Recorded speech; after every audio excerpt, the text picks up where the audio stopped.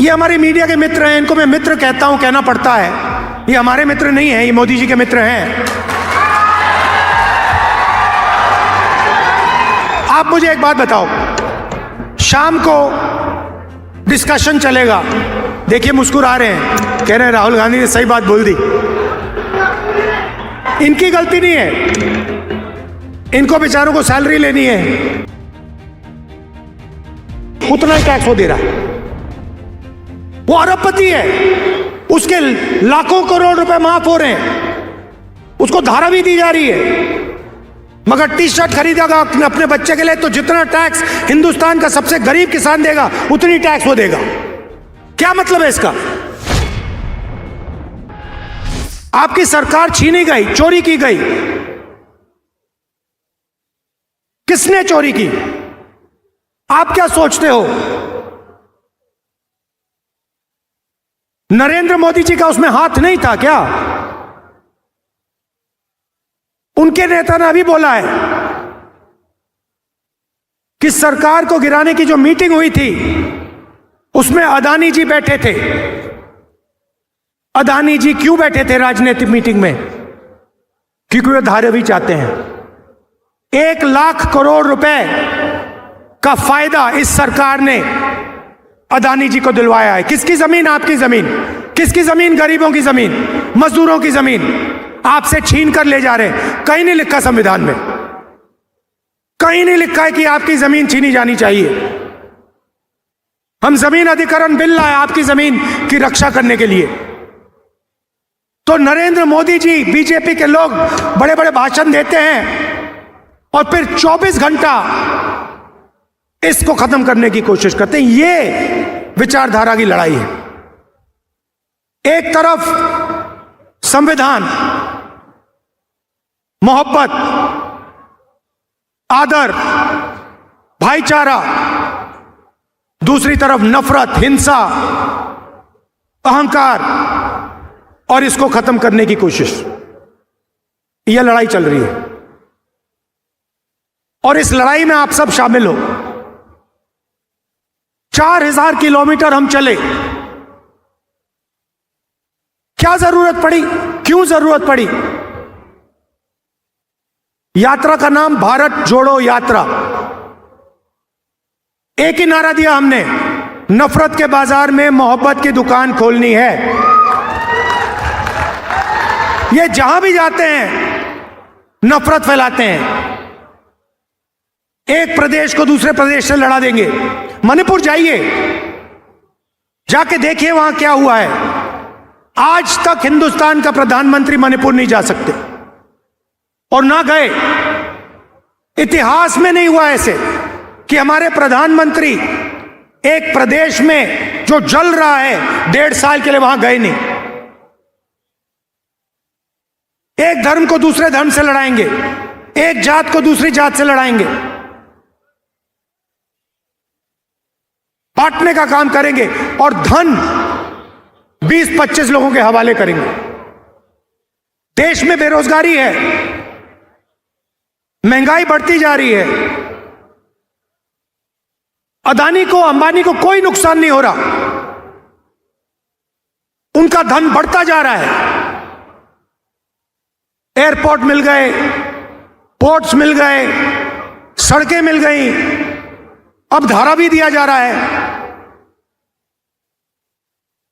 नुकसान आपका है, नुकसान सोयाबीन के किसान का है, नुकसान मजदूर का है, नुकसान बेरोजगार युवा का है। और आप लोग देखते रहते हो, आपके आंखों के सामने हो रहा है और आप देखते रहते हो। धारा भी आपकी आंखों के सामने छीनी जा रही है। 1 लाख करोड़ रुपए,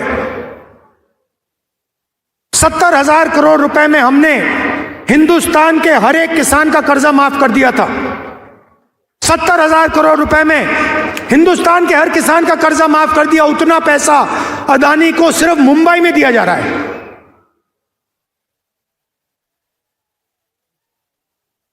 तो मैंने पार्लियामेंट में एक बात साफ कर दी। मैंने सवाल पूछा नरेंद्र मोदी से, नरेंद्र मोदी जी, आप जाति जनगणना क्यों नहीं कराना चाहते हो? पार्लियामेंट में उनके सामने पूछा मैंने, और आज मैं थोड़ा सा आपको जाति जनगणना के बारे में समझाना चाहता हूं। भाई और बहनों, देश में 15% दलित आबादी है, 8% आदिवासी हैं, 50% कम से कम पिछड़ा वर्ग है और 15% माइनॉरिटी है। कितना होता है?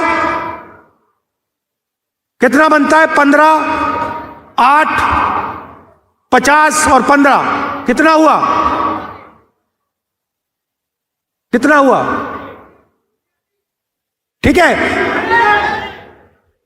ये है आपकी आबादी। अच्छा, सचमुच में पिछड़े कितने हैं किसी को नहीं मालूम। हम कहते हैं कि तकरीबन 50% है, मगर सच्चाई किसी को नहीं मालूम।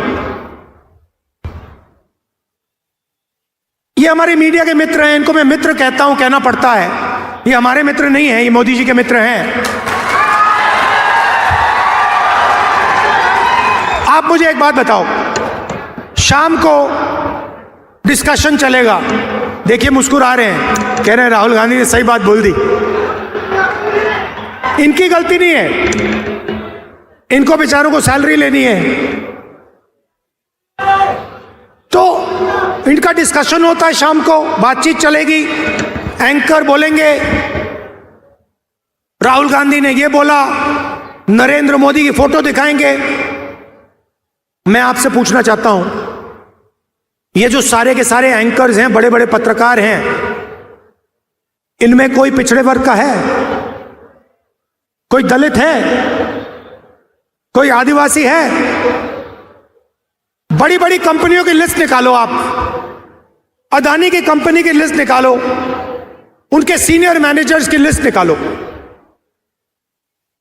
200 सबसे बड़ी कंपनियों के मालिकों के नाम लो। मैंने किया है, और नाम में मुझे एक पिछड़े वर्ग का व्यक्ति दिखा दो, लिस्ट में एक पिछड़े वर्ग का व्यक्ति का नाम दिखा दो, एक दलित का नाम दिखा दो, एक आदिवासी का नाम दिखा दो। है ही नहीं।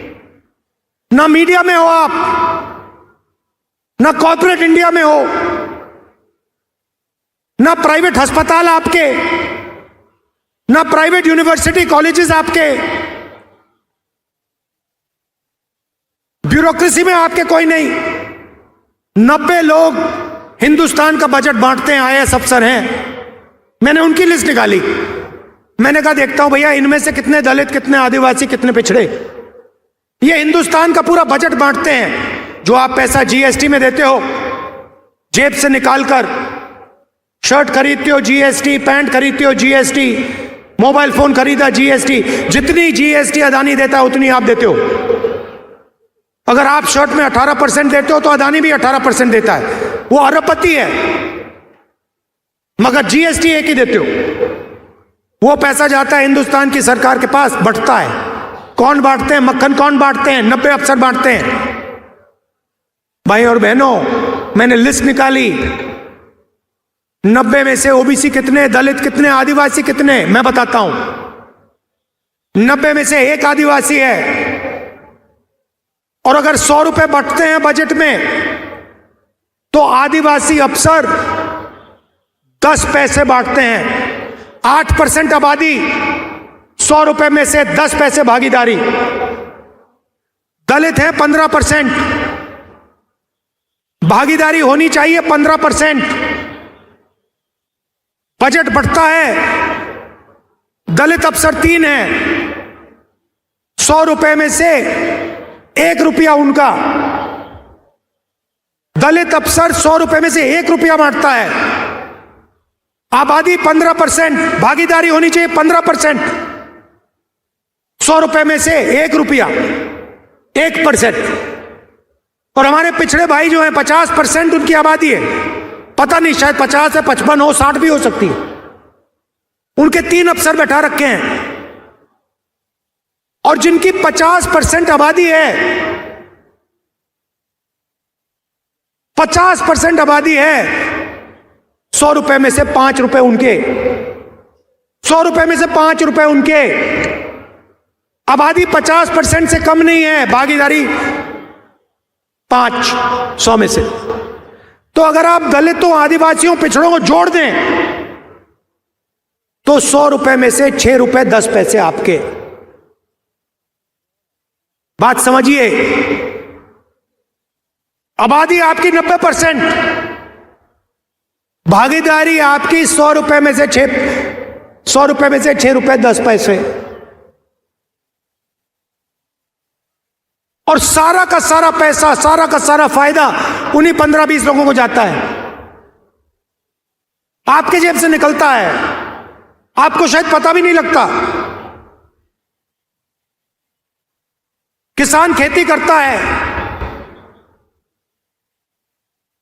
खून पसीना दे देता है, फिर जाकर बच्चे के लिए टी शर्ट खरीदता है। शायद उसे यह भी नहीं मालूम कि जितना टैक्स वो दे रहा है उतना ही टैक्स अदानी उसी टी शर्ट के लिए अपने बच्चे को अगर खरीदता, अपने बच्चे के लिए खरीदता तो उतना ही टैक्स वो दे रहा है। वो अरबपति है, उसके लाखों करोड़ रुपए माफ हो रहे हैं, उसको धारा भी दी जा रही है, मगर टी शर्ट खरीदेगा अपने बच्चे के लिए तो जितना टैक्स हिंदुस्तान का सबसे गरीब किसान देगा उतनी टैक्स वो देगा। क्या मतलब है इसका? कहीं नहीं लिखा है इसमें लिखा है सब समान है। इसमें लिखा है कि अगर अरबपतियों का कर्जा माफ होगा तो किसानों का भी कर्जा माफ होना चाहिए।